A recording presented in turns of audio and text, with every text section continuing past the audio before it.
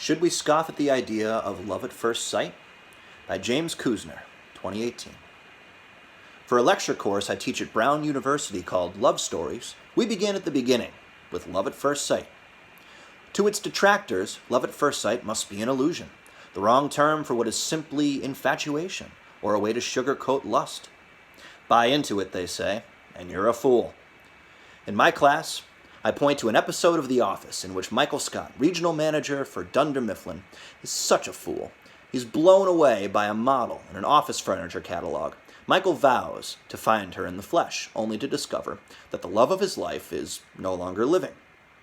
Despairing, but still determined, he visits her grave and sings to her a stirring requiem set to the tune of American Pie. Bye, bye, Miss Chair Model Lady.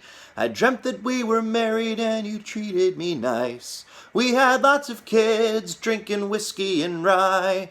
Why'd you have to go off and die? This might be as well be a funeral love at first sight, since all of this comes at delusional Michael's expense. If you find yourself smitten with someone you've only just met, you'll question whether you should give the feeling so much weight and risk ending up like Michael. Psychologists and neuroscientists have tried to find some answers. But I would argue that for the best guidance, don't look there. Look to Shakespeare, sifting through the science. Even in a class tailored to romantics, when I poll my students about whether they believe in love at first sight, around 90% of the 250 students indicate they don't.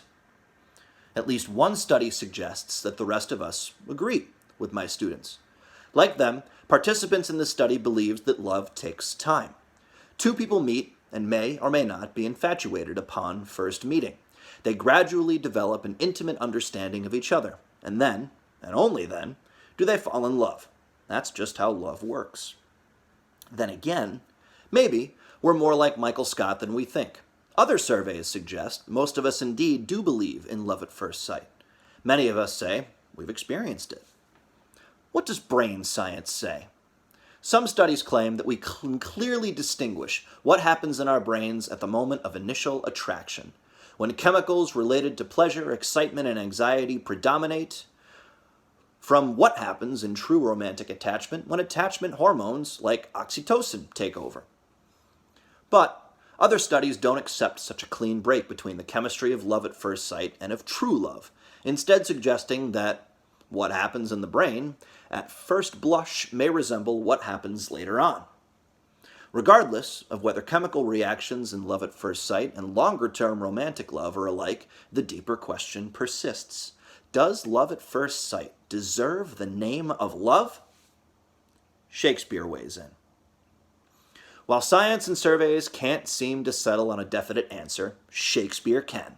Cited as an authority in nearly every recent book-length study of love, Shakespeare shows how love at first sight can be as true a love as there is.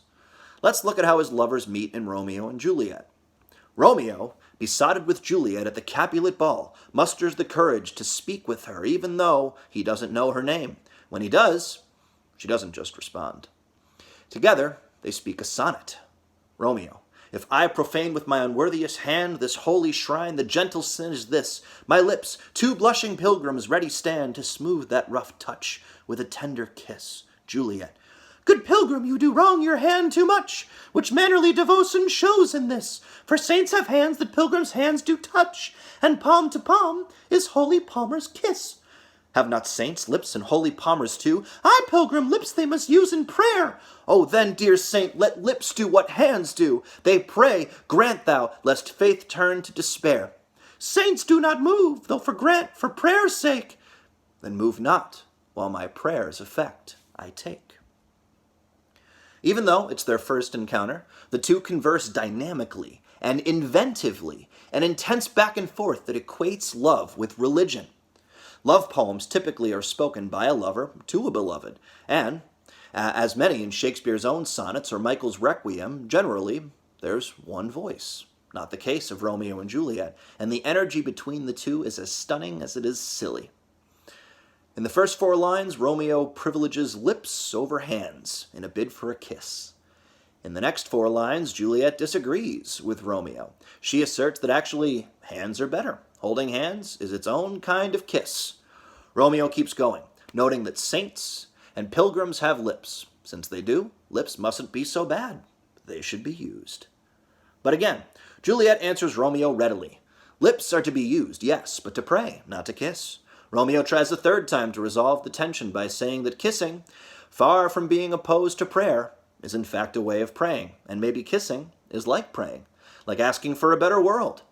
Juliet at last agrees, and the two do kiss, after a couplet, which suggests that they are in harmony. Romeo and Juliet obviously have unrealistic ideas, but they connect in such a powerful way, right away, that it's ungenerous to say their religion of love is only silly. We can't dismiss it in the same way we can mock Michael Scott. This is not a man with office furniture catalog or two revelers dancing at a club. That two strangers can share a sonnet in speech means they already share a deep connection. They are incredibly responsive to each other. What are we so afraid of? Why would we want to dismiss Romeo and Juliet, or those who claim to be like them? We talk excitedly about meeting somebody and how we click or really hit it off, how we feel intimately acquainted even though we've only just met. This is our way of believing in low-grade love at first sight, while still scorning its full-blown form. Imagine if we did what Romeo and Juliet do. They show signs that we tend to regard as hallmarks of mature love, profound passion, intimacy, and commitment right away. For Shakespeare, if you have this, you have love, whether it takes 6 months or 6 minutes. It's easy to say that people don't love each other when they first meet because they don't know each other, and they haven't had a chance to form a true attachment. Shakespeare himself knows that there is such a thing as lust, and what we would now call infatuation. He's no fool.